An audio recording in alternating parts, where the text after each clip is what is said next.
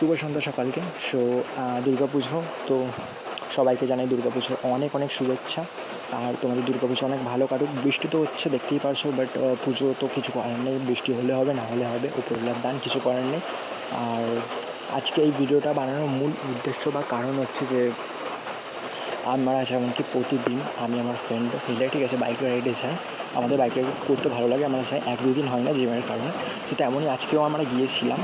আর গিয়ে আমরা একটা পার্কে যাই। পার্কটা খুব সুন্দর, পার্কটার নাম নেব না, ইভেন পার্কটা অনেক ভালো, ঠিক আছে, মানে নাম করা পার্ক।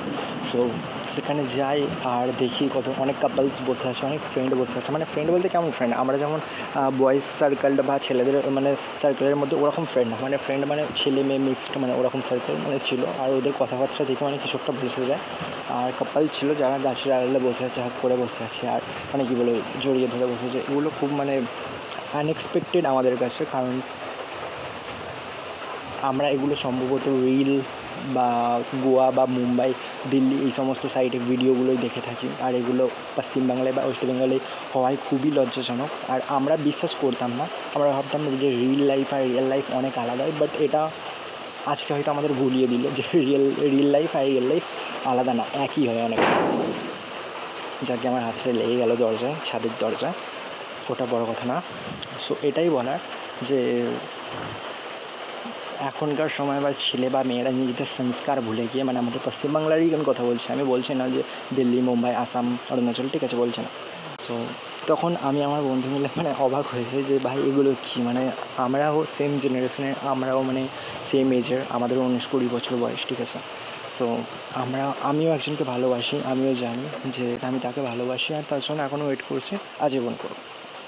সো আমার কথা শোনো।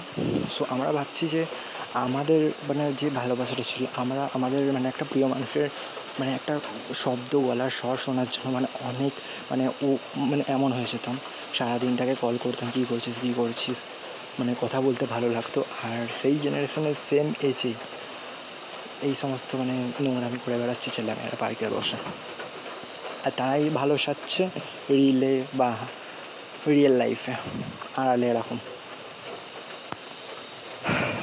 বাট কে কী করছে আমাদের দেখার দরকার নেই। বাট আমার কাছে এটা আনএক্সপেক্টেড ছিল, আর আমি এটা বিশ্বাস করতাম না যে আমাদের পশ্চিমবাংলার মানে ছেলে বা মেয়েরা তাদের সংস্কৃতি, তাদের মানে রীতি রেওয়াজ, তাদের মা বাবার শিক্ষা, মানে মা বাবার সমস্ত কিছু ভুলে গিয়ে তারা এই সমস্ত করবে। বাট আমার সাথে কে কে একমত তারা আমাকে কমেন্টে জানিও, আর ভিডিওটা ভালো লাগলে শেয়ার করে দিও। কারণ কী আর বলবো, মানে সবথেকে বড় কথা হচ্ছে রিয়েল লাইফটা যদি ভিডিওর মাধ্যমে প্রকাশ পায় সেটা রিয়েল লাইফ হয়ে যায়, আর রিয়েল লাইফটা যদি ভিডিওর মাধ্যমে প্রকাশ না পায় সেটা রিয়েল লাইফই হয়ে যায়, গোপন রিয়েল লাইফ হয়ে যায়। সো কমেন্ট করে আমাকে অবশ্যই বলো কার কী মতামত, আমি কমেন্টে পড়বো।